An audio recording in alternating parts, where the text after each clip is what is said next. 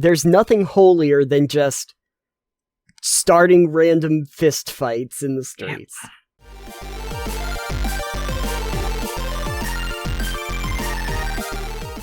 We talked a little bit about some of the playtest material that Wizards put out for the Druid. Yes. Last week.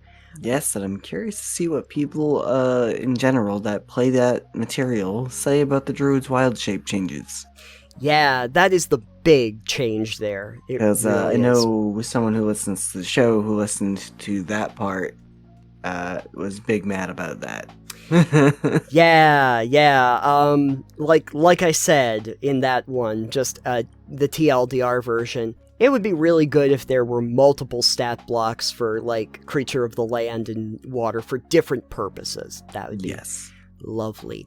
Anyway, there was 2 classes, though, that was in the playtest material, and you are familiar with the other one as well. It's the Paladin. Hooray! So I wanted to go over a little bit about the Paladin. We'll just run through it, and we'll see if there are any huge changes to it. I don't think that it's changed all that much, but I also have not played a Paladin before. You have. As you probably know, Paladins are holy warriors. In terms of what they get at the start, they're still working on a 1d10 for your hit dice. It's wisdom and charisma saving throws, athletics, insight, intimidation, medicine, persuasion, religion for your skills. You don't get any tool proficiencies, but you do get proficiency with light, medium, heavy armor, and shields. Your basic starting equipment, you know what you get. You get, like, chainmail and stuff, or 50 gold pieces worth of gear. First level, lay on hands. Perfect. Great. That's the, like, staple point of a paladin. Right, yeah, your Blessed Touch can heal wounds. You have a pool of healing power that replenishes when you take a long rest. As a magic action, you can touch a creature and draw power from the pool of healing to restore a number of hit points to that creature up to the maximum amount remaining in the pool. In addition, you can expend 5 hit points from a pool of healing to remove the poison condition from the creature, rather than using those points to restore hit points. Okay, so Lay on Hands becomes a little bit more versatile. You can heal or cure poison. Right, you have a little bit of extra functionality to it, which is okay. I'm gonna guess this later on extends beyond poison, but we'll find out. We'll find out. By the way, the pool, you can restore a total number of hit points equal to 5 times your paladin level. So, okay. We're starting at level 1, so you start out with 5 to begin with. So you can 5, 10, 15, 20, 25, 30, all the way up to 100 when you get to level 20. There you go. You also, of course, get spell casting. I don't need to go over that. You have spell slots, you have healing abilities, it's mostly priest levels abilities, divine spells, I should say, pulling from the divine spell list. Level 2, Divine Smite. When you strike a target, you can channel divine energy to smite it.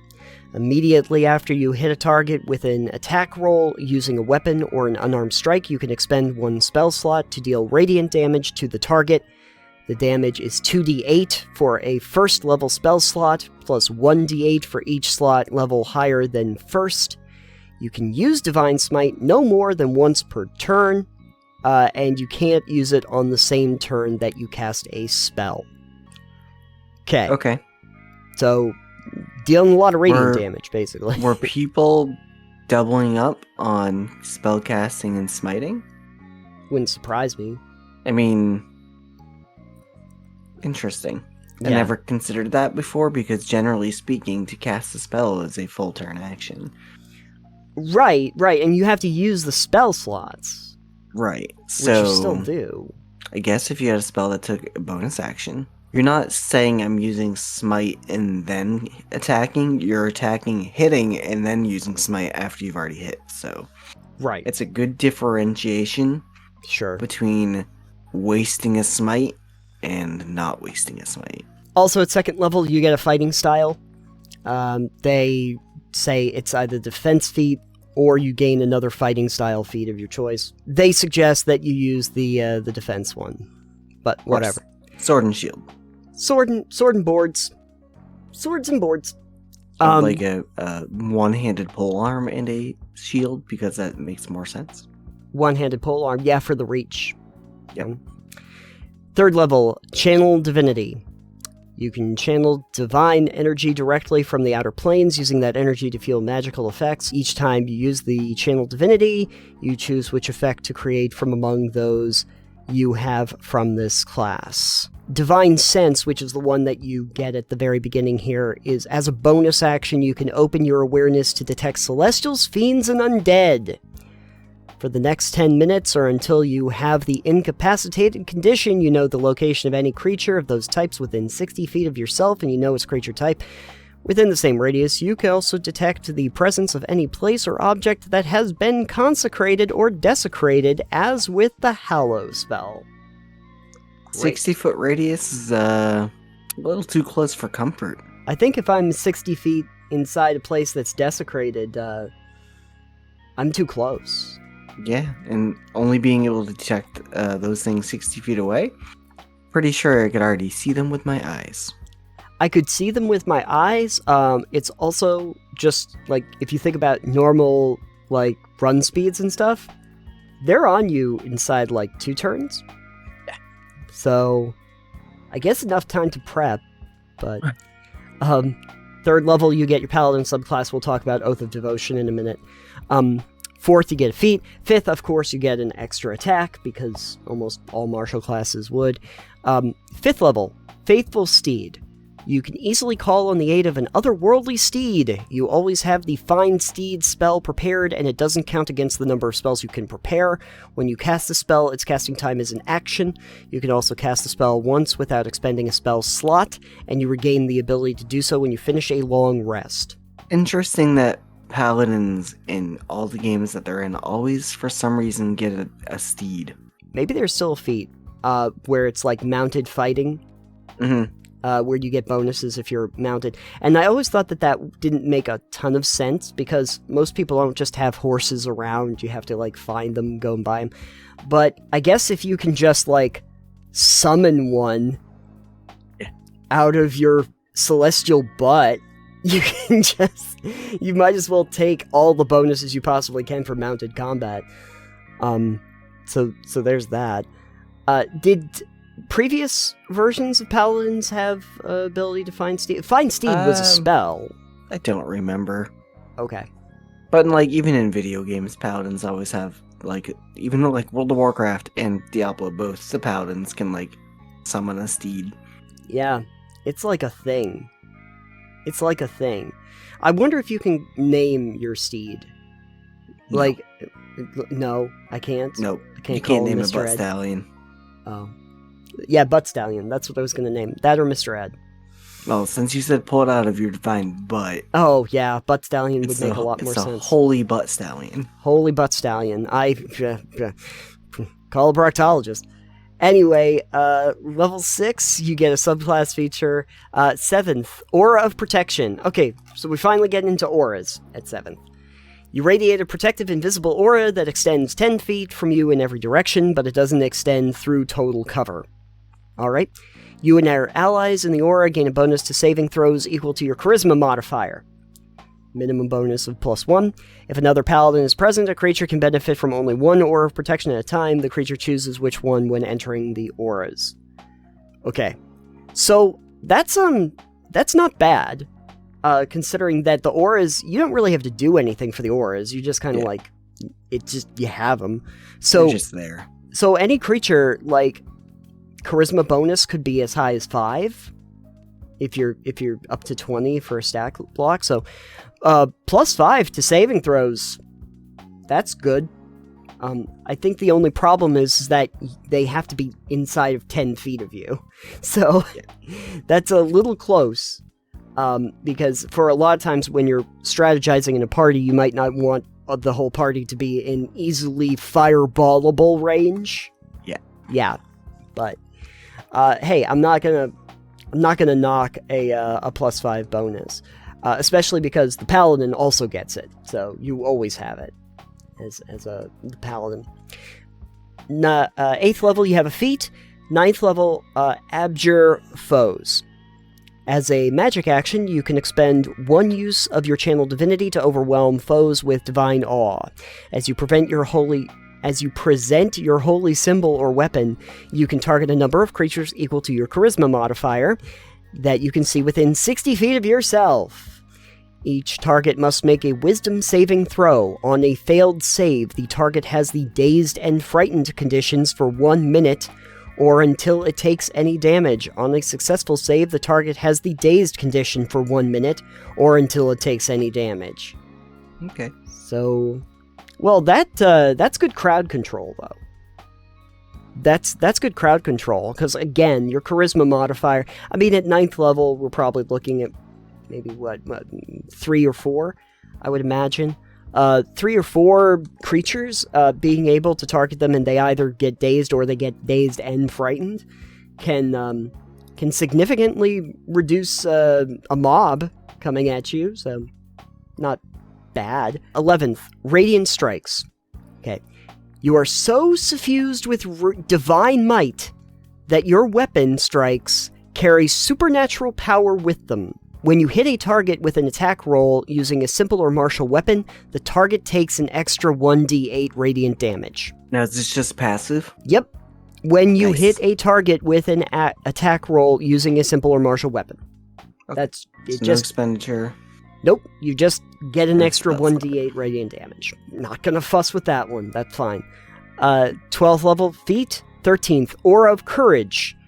You and your allies are immune to the Frightened condition while in the Aura of Protection. If the Frightened ally enters the Aura, that condition is suppressed while the ally is there.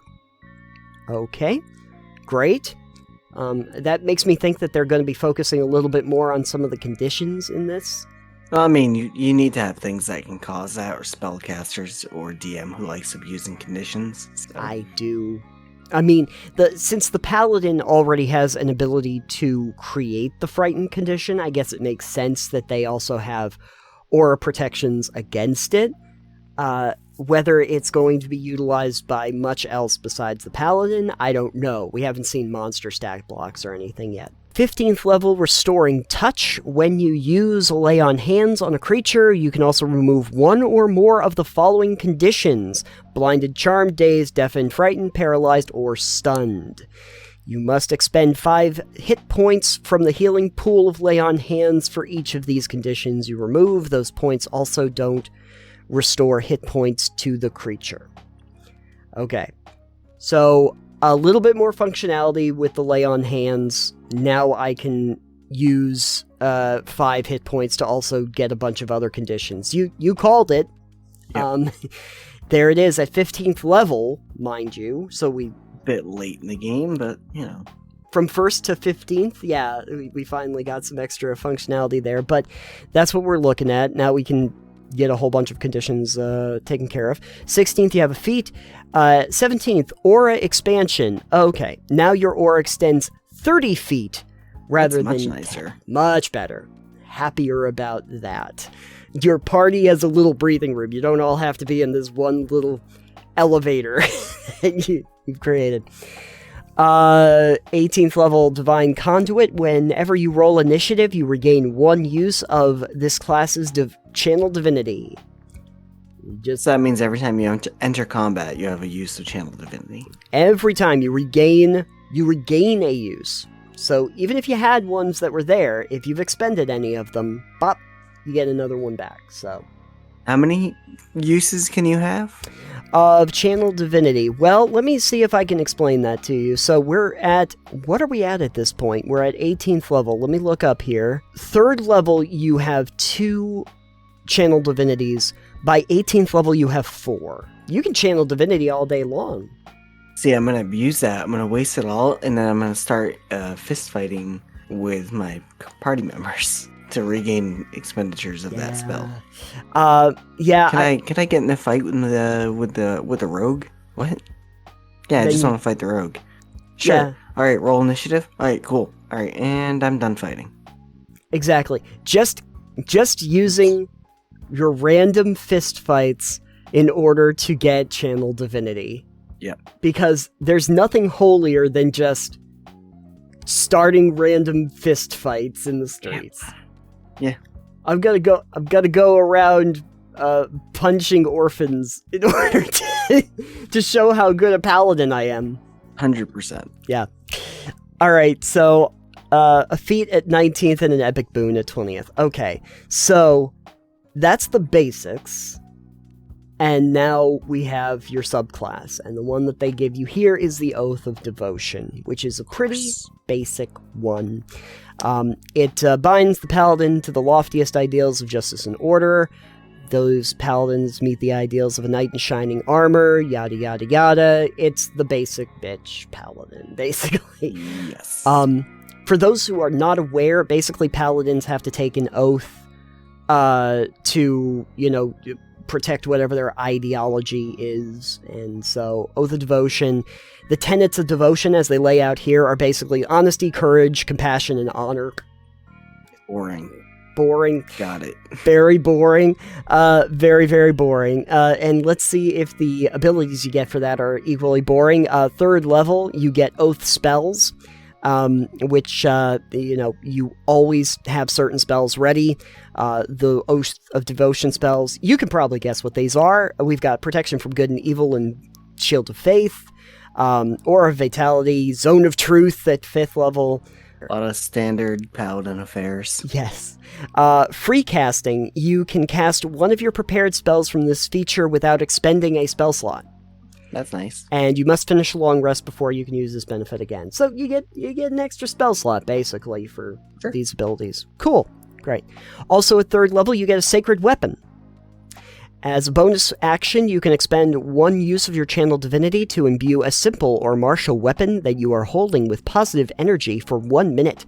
You add your Charisma modifier to attack rolls you make with that weapon, and each time you hit with it, you cause it to deal its normal damage type or radiant damage. The weapon also emits bright light in a 20-foot radius and dim light 20 feet beyond that. You can end this effect as a bonus action. This effect also ends if you aren't holding or carrying the weapon, or if you have the incapacitated condition. Well, that's a pretty good bonus for your basic weapons by the time you hit 3rd. That's not bad. It's not bad. And I think that also helps with a few workarounds, because you can use that as radiant damage, or your basic, slashing or piercing damage, depending on what you're doing. 6th level, Smite of Protection. Your Divine Smite now radiates protective energy that allows you and your allies to stay in the fight. Whenever you use your Divine Smite, choose yourself or an ally within 30 feet of yourself. The chosen creature gains temporary hit points equal to 1d8 plus the level of the spell slot used for the Divine Smite. That's cool. Okay, yeah, so a new functionality for Divine Smite. Instead of dealing direct damage, you get extra hit points. 10th level, Aura of Devotion. You and your allies are immune to the Charmed condition while in your Aura of Protection. If a Charmed ally enters, that is suppressed while they are there. That's probably going to be helpful. 14th level. Here we go. The big one. The Master Class. Holy Nimbus. Ooh, I just love that. As a bonus action, you can imbue your Aura of Protection with Holy Power. The aura gains the following benefit for 1 minute. Okay? Or until you end them as a bonus action. Radiant damage. Whenever an enemy starts its turn in the aura, that creature takes radiant damage equal to your proficiency bonus plus your charisma modifier. Or sunlight. And sunlight. The aura is filled with bright light that is sunlight.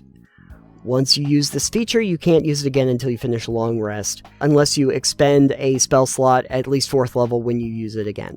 Okay. So what I'm hearing is you just immolate vampires?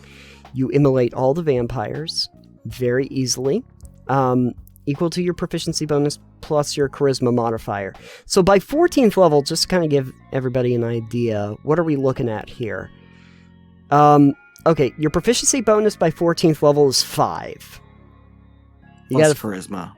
Plus your charisma, which by that point could be as high as 5. So that's just 10 damage. By the time you hit 17th level, that's 11 damage. By 17th level, also that extends out to, 30 feet. So, Just 30 feet of sunlight walking around. Yep, so I would count the sunlight as total cover. total cover. Yeah, there you go. The aura is filled with bright light, that is sunlight. Yeah, so just, hey, folks, this is great. If you end up in like a Curse of Strahd or something like that for a module, and it's just like lots of vampires and stuff, just get your paladin a high enough level, an Oath of Devotion paladin, and just have them wander on in to a vampire lair and just click Holy Nimbus. It's all over. All over. Burn the vampires in their own home. Yep. You don't want to come out to the light? I brought the light to you. Yeah. It does seem rude for a house guest, but at the same time, you know, what were they? They were going to suck your blood. So, what are you going to do? It seems a little situational, but still, you know, you do get radiant damage for every enemy, even if they're not vampires. So it's pretty good. Oath of Devotion is not particularly the kind of paladin I'd want to play. Yeah. So it's very defense-oriented. It's very defense-oriented. It's also very basic. I mean, I've noticed this with a lot of the subclasses that have been listed here, is that they use the most basic version of the subclasses that you could imagine.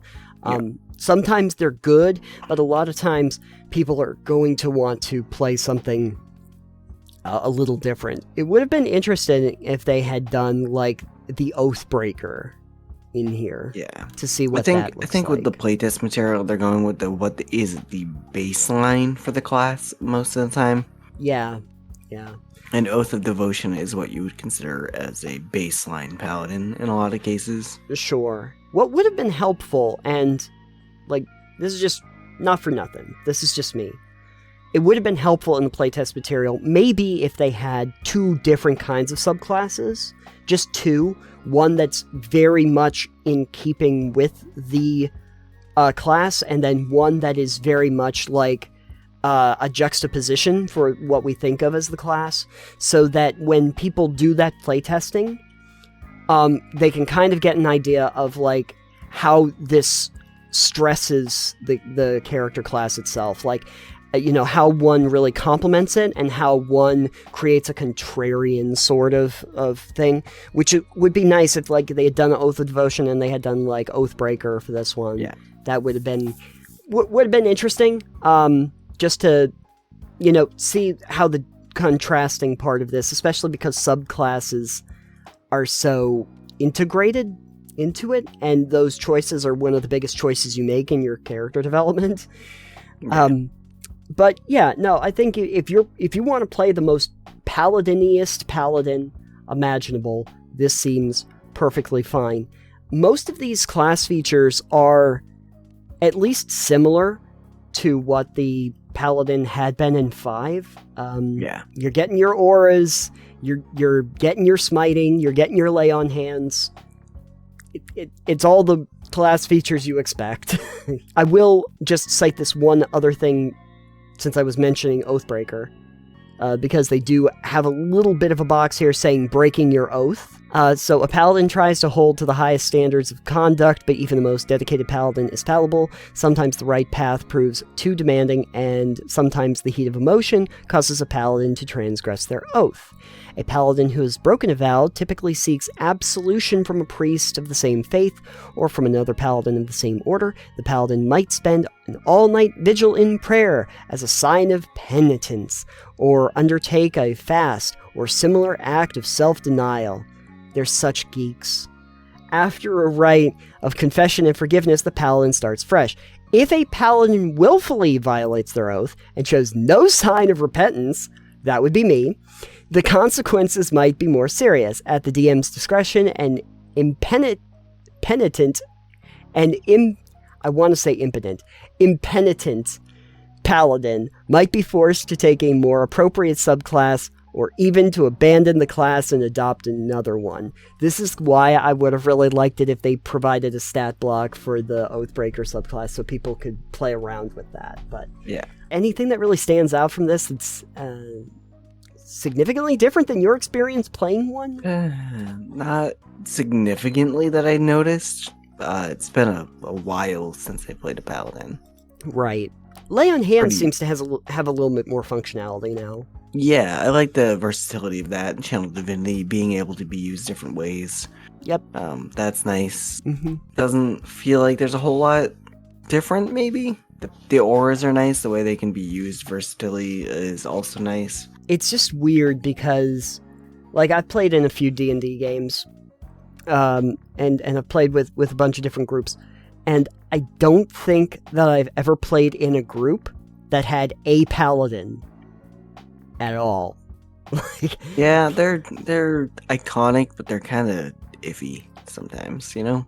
I've played with lots of druids, played with my fair share of druids, rangers, rogues, rogues all day, not so much of the paladins, so I'd like to see more of them just because I think that you could do interesting things with them, but I think that they're usually seen as boring. Yeah. You know? For a good reason. For a good reason, yeah. It's not nearly as big a change as the druid. The druid is definitely a pretty big departure just because wild shape is so different. Right. This is pretty straightforward. So if you were familiar with a 5e version of a paladin, you're probably going to be perfectly fine with this. So your thoughts on paladins, and if they're worth playing at all, you can leave comments down below.